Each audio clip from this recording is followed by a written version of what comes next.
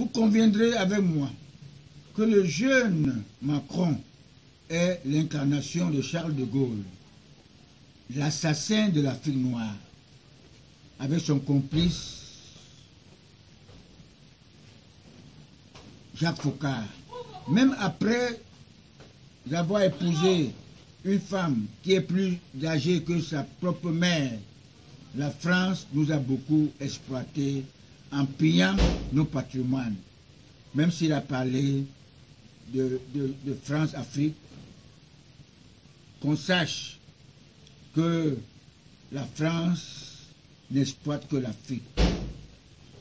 Nous travaillons tous aux dépens de la France. Et nous ne pouvons pas évoluer si notre porte-monnaie se trouve au trésor de la France. Et la France doit payer tout ce qu'ils ont fait pour l'Afrique. Nos sous-sols, en nous imposant leur francophonie et même la franc-maçonnerie pour nous tenir toujours à l'œil. Cette élection du 7 octobre 2018 fut spirituelle, opposée entre la Rose-Croix à mort, ceux qui s'efforcent à craindre Dieu dans l'amour du prochain. Alors que les francs-maçons sont des prédateurs, tout pour eux, rien pour les autres. Ils sont très solidaires, tous à la conquête du pouvoir, surtout par le sang. Ils n'ont pas de distinction de sexe entre l'homme et la femme. Tous sont des adeptes du roi Hérode. Dans mon pays, les fils adoptifs du docteur Léopold Ojola, le franc-maçon, qui fut le parrain de notre premier chef de l'État, Amadou Ahidjo, qui a mérité l'enfer en 65 ans à Dakar pour avoir commandité le coup de 6 avril 1984, qui nous a retardé depuis de 20 ans en arrière. Il a osé traiter le choix de Dieu, le président Paul Biya, de fourbe. S'il n'avait pas fait, il mériterait le paradis, malgré toutes ces bêtises qu'il a faites, parce que Dieu peut repentir.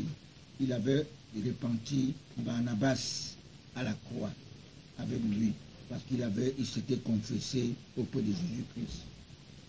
Pour avoir placé le choix de Dieu, Paul Biya, il devait être vraiment sauvé de justesse. Malheureusement, il a fait comme tous les autres francs-maçons. Mes très chers compatriotes panafricains, après l'assassinat de l'apôtre Pierre, est-ce que vous saviez que dans mon église catholique, nous avons enregistré plus de 274 papes spirituellement constatés. Il n'y a que 2 qui se trouvent au paradis, le pape Pierre et Jean-Paul II. Cela veut dire que le romain empereur Constantin Ier avait plutôt dédouané notre église catholique à la sorte du colonisateur. Il est né en 272 après Jésus-Christ pour nous exploiter et nous rendre esclaves éternellement, nous les Africains. En toute vérité, les bons anges de Dieu qui ont bien voulu placer le président Paul Biya, selon la prophétie de l'évêque Bamileke Albert Ndomo, qui parlait lors de son procès d'un coup d'état spirituel, Dieu s'est manifesté. Paul Biya écrase tous les aspirants chefs d'État, par exemple Ebois Samuel et Aïssi Mvondo. L'un d'eux avait reçu une fessée nationale.